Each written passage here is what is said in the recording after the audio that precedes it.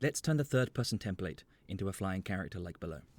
Open the template and change default movement mode under character movement to flying. This method uses an event tick-based movement input. We add movement input in the direction of the variable vector forward flight at a scale value of a variable float speed. Default the forward flight to get actor forward vector on event begin play. We now move forward at a constant velocity, but the mesh doesn't rotate properly. Delete all movement input nodes except the event.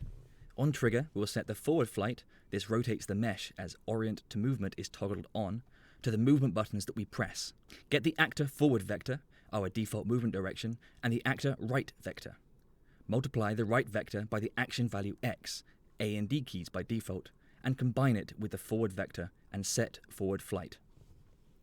Now A and D will rotate the constant movement input left and right, and thus us.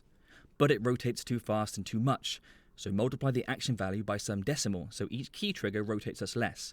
I use 0.1. In character movement, reduce the Z rotation speed and increase the X and Y rotation speed so we can rotate up and down later. I use 150, and this feels better. Now for vertical movement. Same as before, but we get the up vector and invert the action value Y so W turns us down. And combine it with our previous vector and set forward flight. We can now rotate vertically. This is enough for the most basic flight, but flying up should be slower than down, and we have gravity turned off. So to fix this speed issue, break our vector and get the Z component. Multiply it by a value that will represent the difference in speed going up versus down. I choose 500.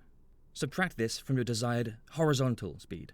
So now, when we're flying down, Z equals -1, so 1500 minus 500 equals 2000.